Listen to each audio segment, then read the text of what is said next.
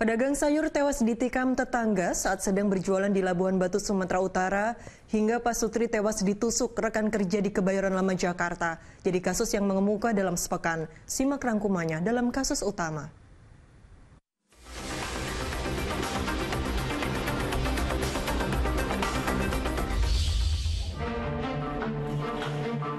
Pasangan suami istri yang bekerja di Biro Penyalur Tenaga Kerja tewas ditusuk dua rekannya di sebuah ruko di Kebayoran Lama, Jakarta Selatan. Bahkan, dua pekerja lain yang berupaya menolong juga dilukai kedua pelaku hingga harus dilarikan ke rumah sakit. Polisi bergerak cepat menangkap terduga pelaku yang merupakan kakak beradik. Di hadapan penyidik, mereka berdalih sakit hati kerap dimarahi korban saat bekerja. Kedua tersangka harus mempertanggungjawabkan perbuatannya di sel tahanan dan terancam hukuman di atas 5 tahun penjara. Seorang pedagang sayur di Pasar Aek Nabara Bilahulu, Labuhan Batu, Sumatera Utara terkapar setelah ditikam tetangganya saat sedang berjualan. Pria berusia 58 tahun itu langsung dilarikan ke klinik guna mendapatkan pertolongan medis. Naas, nyawa korban tidak tertolong karena kehabisan darah. Beberapa jam setelah kejadian, pelaku penikaman ditangkap aparat kepolisian. Lelaki bernama Amirul itu diduga memiliki perselisihan dengan korban yang merupakan tetangganya. Akibat perbuatannya, tersangka mendekam di sel tahanan dan terancam pidana di atas 5 tahun penjara. Polisi mengungkap praktik aborsi ilegal di sebuah apartemen di Kelapa Gading, Jakarta Utara. Dari penggerebekan, petugas menemukan 3 janin yang telah diaborsi dengan sejumlah alat medis.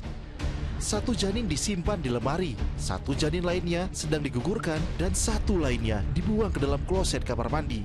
Aparat juga membongkar tampungan septic tank yang dijadikan tempat pembuangan janin. 2 orang yang melakukan praktik aborsi, 2 pasien, dan 1 orang tua dari pasien ditetapkan jadi tersangka. Salah seorang tersangka yang mengaku sebagai dokter rupanya tidak memiliki latar belakang pendidikan di bidang kedokteran. Dirinya bahkan telah 20 kali melakukan aborsi. Atas perbuatannya, para tersangka terancam hukuman 10 tahun penjara. Kasus siswi kelas 6 SD yang sempat menghilang selama 3 pekan dan jadi korban prostitusi daring di Bandung, Jawa Barat turut menjadi sorotan. Bocah perempuan itu terbujuk rayuan seorang lelaki yang dikenalnya melalui media sosial. Korban diajak ke sebuah apartemen lalu dijual ke pria hidung belang. Misteri hilangnya anak di bawah umur itu terungkap setelah polisi menangkap 2 orang tersangka. Penyidik juga menggali kemungkinan adanya korban lain dari kasus perdagangan orang ini. Kedua tersangka dijerat pasal perlindungan anak dan TPPO dengan ancaman hukuman 15 tahun penjara serta denda 600 juta rupiah.